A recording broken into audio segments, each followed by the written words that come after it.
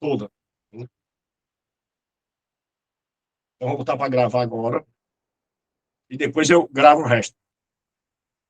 Então, o que que acontece? Aquele homem ficou atordoado. Ao ver um pai dar o próprio filho, aí ele disse, o que é isso? Chamou um índio, o índio disse, ali é o filho da paz.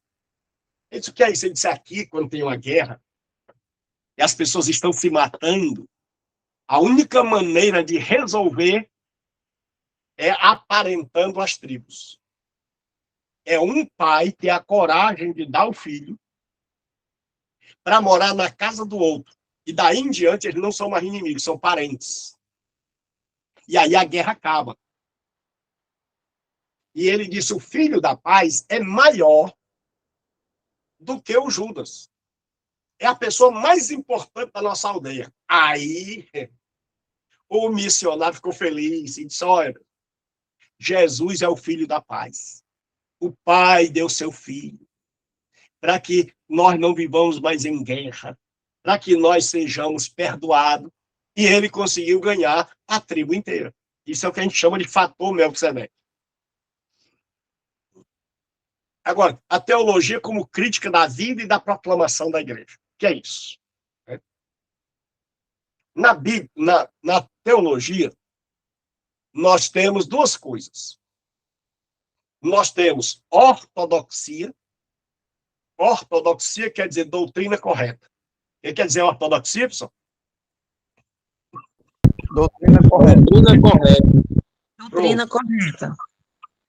Então ele diz assim, ó, conheço as tuas obras e o teu trabalho, a tua paciência, que não pode sofrer os maus. E puseste à prova os que se dizem de apóstolos. Então, lá na igreja do Apocalipse de Éfeso, como tinha sido fundada por Paulo, chegou uma turma lá dizendo que era apóstolo. E os irmãos disseram, então vamos ver aqui na Bíblia, se você é mesmo apóstolo. E aí diz assim, e não são, e tu os achastes mentirosos. Então, quando você pega a igreja de Éfeso, ela era uma igreja ortodoxa, ou seja, tinha uma doutrina correta. O grande problema era a prática. Então, nós temos outra palavra chamada ortopraxia. Ortopraxia é a prática correta. Então, não basta ter a doutrina correta. Eu preciso ter também a prática correta. Então, a teologia, ela vai servir para me levar para uma prática correta. Então, quanto mais eu estudo, mais correto fica a minha situação com Deus. É como você tem ética e moralidade. Você tem, na ética, um conjunto de regras. E na moralidade, você vai botar aquilo no dia a dia. Então, a ortodoxia é estudar a doutrina correta. Mas estudar a doutrina correta e viver errado é a pior coisa que pode existir. Agora, existe a ortopraxia, que é estudar a doutrina e colocar em prática. Olha o que diz, ó. Para que sejais irrepreensíveis e sinceros, filhos de Deus, inculpáveis, no meio de uma geração corrompida e perversa, entre o qual resplandeceis como astros no mundo. Então, Paulo diz, olha, pessoal, vocês estão no meio de um mundo horrível, perverso. E o grande problema é que muita gente, quando começa a estudar teologia, ele diz que ele pensa assim, mas eu vou estudar teologia. E o professor vai começar a ensinar lá no Êxodo, no Gênesis, e vai até o Apocalipse. Não, teologia é uma ciência. A gente vai estudar tudo isso. Mas vai estudar devagarinho. Primeiro a gente vai sentando as bases, para que você saiba o que é teologia, para que você saiba o que é ortodoxia, é a doutrina correta. Ortopraxia é a prática. Então nós temos que unir a doutrina com a prática. E eu só posso ter uma prática correta se eu souber. Então, nós temos áreas da teologia. Como a teologia é organizada. Nós temos as áreas da teologia. Então, a primeira é a teologia bíblica. É que a gente começa a estudar os livros da Bíblia, o Gênesis. Aí a gente começa quem escreveu, quando, por quê, Que negócio é aquele? Por exemplo, no Gênesis, Moisés vai escrever e ele diz assim: e Deus criou os grandes luminares.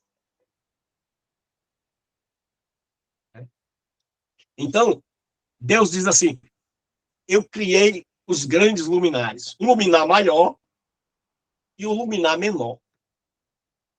Aí o que acontece? Por que Deus não chama de sol e lua? Porque para o mundo pagão, o sol era um deus. Por quê, pessoal? Porque no mundo pagão era um Deus. Aí Deus não chama nem de sol. Deus diz, eu criei. E são apenas luminares. Aí você vai chegar lá no Êxodo. Aí pegue aí, depois, uma imagem do tabernáculo. Você vai ver que o tabernáculo ficava de costas para o sol. Era como Deus estivesse dizendo, você está se convertido? Então dê as costas para os deuses do paganismo. Você vai ver lá em Jonas. Os pagãos têm uma tempestade e os pagãos creem em Iam. Iam era o deus mar, que o mar era um deus. E aí, quando a tempestade, o bicho pega, o povo começa a jogar fora as coisas do navio. Por duas coisas. Primeiro, para ver se acalmava o Iam. Eles pensavam assim, é o Iam. É o deus mar que tá bravo. Então vamos jogar umas coisinhas para ele. Até hoje não tem gente assim, jogando umas coisinhas para o Iam. E aliviar o navio. Então, quando você começa a estudar, você diz, agora eu já entendi, professor. Agora eu entendi. Aí eles acreditavam que o mar, por ser profundo e escuro, eles chamavam de Terron, que era um deus. Aí Deus diz assim, no Gênesis, e Deus criou a parte de cima e a parte de baixo. E Deus disse, haja luz, e houve luz. E o Espírito de Deus pairava sobre a face do abismo. Certo? É assim. Verhaaretz, Haitá, Torro Vavorro, Alpinei Roché, Verua Elohim, Alpinei Ramai. Que é isso, pastor? Em hebraico quer dizer, e a terra era sem forma e vazia, e o Espírito Santo pairava sobre a face do terrão. Como uma ave que está chocando os ovos e produzindo vida. Aí quem lia o Gênesis dizia assim, rapaz, esse livro aqui é diferente. Esse livro aqui, o terrão, não manda em nada. Esse livro aqui, o sol nem de sol é chamado. Esse livro aqui diz que eu acreditava que um monte de Deus tinham criado. Mas esse livro diz assim, Bereshit bara Elohim vet hashat vet haaretz. Ou seja, no princípio criou Deus, os céus e a terra. Não foram os deuses. Então, quando eles começavam a ler os Gênesis, eles ficavam doidos. Então, só tinha duas opções. Ou eu me converto,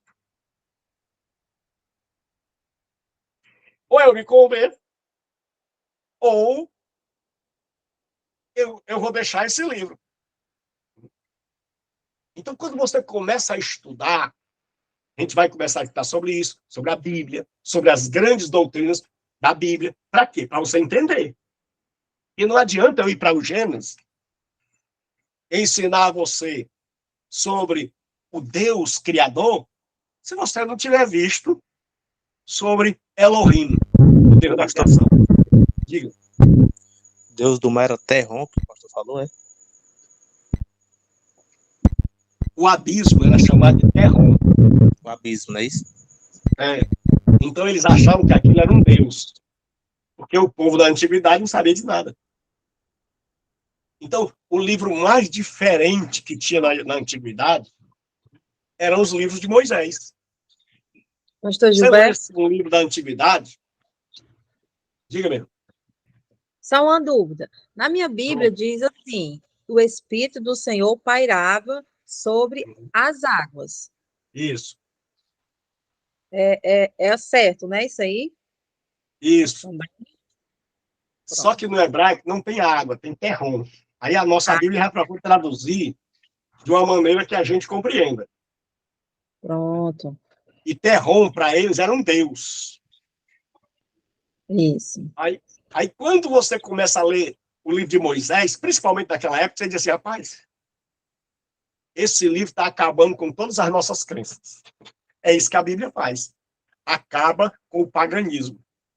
Porque muita gente diz assim, rapaz, fulano começou a estudar teologia. Agora não crê em mais nada. Não, não é que você não crê em mais nada. É que você agora não é mais enganado. É que você agora não crê em qualquer pulo. É que você agora cresceu, está amadurecendo. Pastor Então, a Gilberto, teologia bíblica, você vai estudar os livros da Bíblia. Aí você vai estar assim, espera aí. Êxodo, Levítico. Aí você vai ver que em Levítico Deus criou, tinha o Olá, que é até engraçado, é Olê Olá. O sacrifício está botando para quebrar. Quando você lê Levítico, Deus diz assim, tragam para holocausto, que era uma oferta queimada.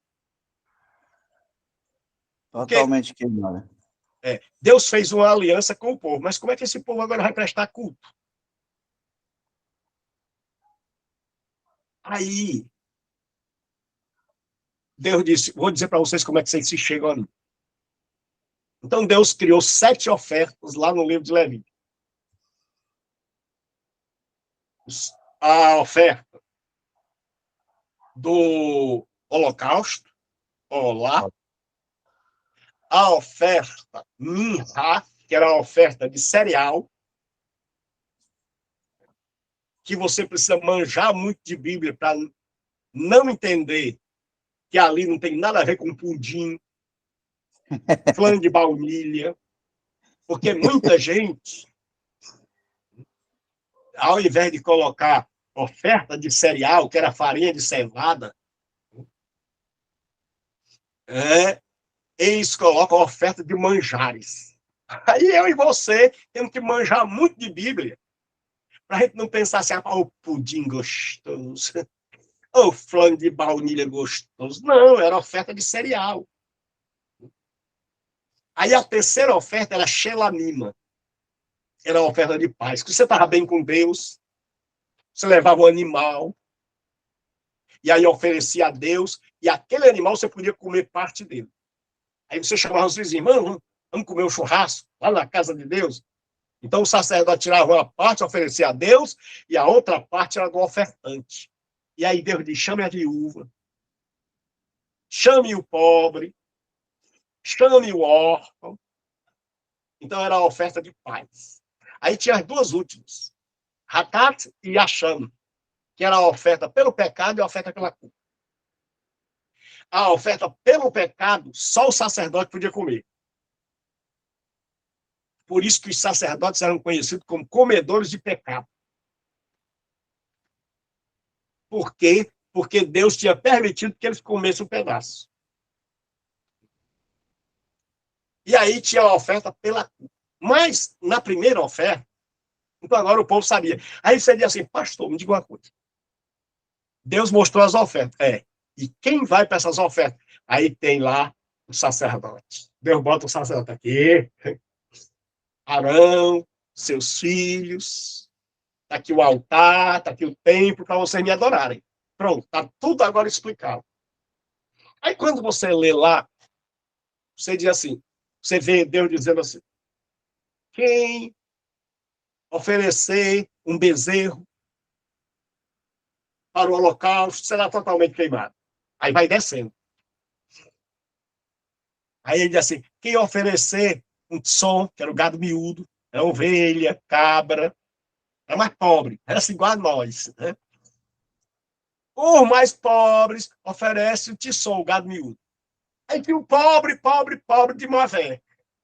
E Deus diz assim, esses aí oferecem uma rolinha, ou um casal de pombinho, que foi o que Maria e José ofereceram lá, no dia da apresentação de Jesus. Por quê? Porque eles eram pobres. Aí Deus diz assim, mas vocês podem oferecer também um punhado de farinha. Ou seja, o que o livro está dizendo? Está dizendo assim, ó, todo mundo pode adorar. Quem não tem bezerro, oferece uma cabra. Por isso Deus diz, ninguém aparecerá diante de mim de mãos vazias. Ou seja, eu não posso chegar diante de Deus por minhas próprias obras. Eu tenho que levar o sacrifício de Cristo, senão Deus não me aceita. Então, se eu chegar diante de Deus, pai, estou aqui, fui um bom menino, Deus vai dizer de jeito nenhum. Você tem que trazer uma oferta. Qual é a sua oferta? Minhas obras levem para o inferno. Mas se você disser, eu creio em Jesus Cristo como meu Senhor e Salvador, aí. Então, na teologia bíblica, a gente começa a estudar isso. Aí você começa, rapaz, todo mundo podia adorar. Quem era liso oferecia um casal de pombinho ou de rolinha. Quem era mais liso ainda oferecia farinha. Ou seja, se você não tem nem farinha em casa, meu irmão, tá bom de morrer. De chegar para Jesus e dizer, Senhor, me leve. Então, o que aquele livro... E eu estou dando aqui umas explanadas que é para você dizer assim, poxa, quando eu chegar nesse livro, eu quero conhecer tudo isso. Vai depender da sua perseverança. Né? Se você sair, se desistir, o que é que eu posso fazer? Né? Mas se você continuar, né? Você sabe que nós temos muita coisa pela frente. Então, você vai estudar o livro de Mateus, por exemplo, Evangelho. Mateus apresenta Jesus como segundo Moisés. E aí ele divide seu evangelho em 5 partes. Moisés recebeu a lei onde? No monte. Onde é que Jesus prega o sermão, a bem-aventurança? No monte. Para o povo associar. Rapaz, tudo é no monte. Aí você vai aprender tudo isso. Tem um negócio aí que eu vou aproveitar para ensinar para vocês. Vocês já devem ter visto. O pessoal chega e diz assim, olha, Jesus disse, é mais fácil passar um camelo pelo fundo da agulha do que um rico entrar no reino dos céus. Aí o pessoal quer fazer o rico entrar de qualquer jeito. E aí o pessoal disseram, não, rapaz, camelo ali não é camelo. Camelo é camilo, é um cordão. Então, se a gente pegar esse cordão e saboar muito, ele passa. Aí o outro disse, rapaz, e pó? Porta não é porta. Porta era uma pequena passagem que tinha num portão. E quando a pessoa vinha, aí vem a alegorização. Você diz assim, rapaz, e o camelo tinha que deixar as cargas do lado de fora, e o camelo tinha que se ajoelhar, e nós, irmão, quando chegamos no portão, para poder passar, aí Jesus chega e diz assim, olha, é mais fácil passar um camelo pelo fundo da agulha do que um rico entrar no reino dos céus. Aí Pedro matou. Pedro entendeu. Ele disse, como é que é? Quer dizer que ninguém entra no reino dos céus? E nenhum de nós entra no reino dos céus? Aí, naquela cultura, abençoado era o rico. Então, no judaísmo, se você tinha dinheiro, é sinal que você está bem pertinho de Deus. Então, como é que funcionou na cabeça de Pedro? Ele disse, estou ferrado. Se quem tem dinheiro não entra, imagine eu, que não tenho tanto dinheiro. Aí ele disse, Senhor, o Senhor disse que ninguém vai dar o reino dos céus, e eu entendi. Mas e nós? Se o rico não entrou, imagine eu.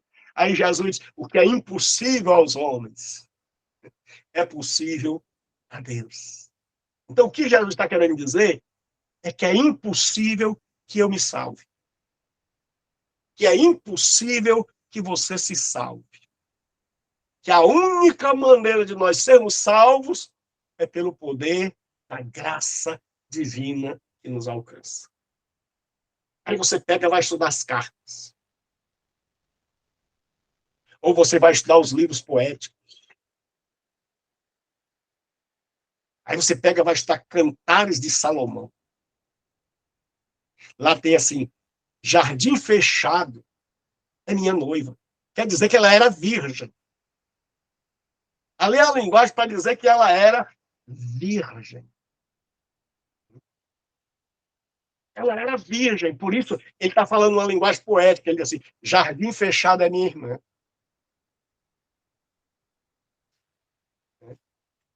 Aí ele está dizendo, ela é virgem. É um jardim fechado. É como uma porta fechada. Aí você vai ver lá o livro de Eclesiastes. Aí o livro de Eclesiastes diz assim, vim debaixo do sol. Aí o pessoal não entende. As testemunhas de Jeová tiram doutrina dali. Morre o ímpio, morre o justo. Vai tudo para o mesmo lugar.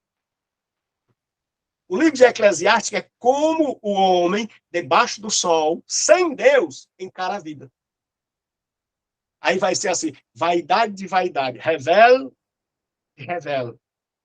Ou seja, sopro de sopro, aquilo que passa. Vaidade tem nada a ver com brinco. Vaidade é um nome que era dado a Abel, porque viveu pouco. Então a Bíblia diz, tudo é vaidade. Aí ele diz, vem debaixo do sol. Em cada capítulo tem lá, vem debaixo do sol. Vem debaixo do sol. Porque, olhando debaixo do sol, morreu o cavalo, é enterrado. Morreu a mim e a você, nós somos enterrados. Então, do ponto de vista, porque a Bíblia tem uma linguagem chamada de fenomenológica. Pastor, o que é isso? Está falando língua? Fenomenológico significa que o autor da Bíblia, ele escreve do jeito que ele está vendo. Então ele diz assim, o sol parou, o céu se deteve. Então ele está dizendo do jeito que ele está vendo. Ele está vendo o sol parado. Ele não estudou astronomia para dizer que quem parou foi a Terra. Aí ele vê todo dia o sol nascer e até o centro do céu e se pôr. Aí o salmista diz assim, o sol é como um noivo que sai da sua recâmara, do seu quarto, e percorre o céu de uma ponta a outra. Aí a ciência diz assim, não, meu amigo, mas o sol fica parado, quem gira é a Terra. Verdade. Mas isso é o que a gente chama de linguagem fenomenológica. Ou seja, o autor não está errado. Ele está narrando do jeito que os olhos dele estão vendo. Deu para entender, pessoal? Sim, deu, pastor. Alguém Deu tem sim. alguma pergunta? Alguém tem alguma pergunta? O nome dessa linguagem é fenomenológico, é isso? Vem de fenômeno. Fenômeno, né? É porque eu e você, a gente descreve as coisas pelo que a gente vê. Por exemplo, a gente diz assim, a chuva está caindo. Ela é. Isso. Porque para nós, a chuva está caindo. Mas cientificamente, chuva não cai. Mas para mim, para você, que estamos vendo, você vai dentro do ônibus. Você está sentado, vai passando os postes. Aí você diz assim, rapaz, passou um, passou outro. Não, não foi o poste que passou. Foi o seu ônibus. Agora você não está mentindo. Porque de onde você está vendo, quem está correndo, não é o ônibus. Quem está passando são os postes. Deu para entender, pessoal? Deu sim. Então, quando você lê a Bíblia, e você vê uma coisa assim meio esquisita, lembre que a Bíblia usa uma linguagem, a linguagem daquilo que eu estou vendo. Daquilo que o autor estava vendo. Certo? Então, Deus abençoe. Até a nossa próxima aula. Eu peço oração de vocês, né, para que eu possa ficar melhor. Eu vou pregar domingo.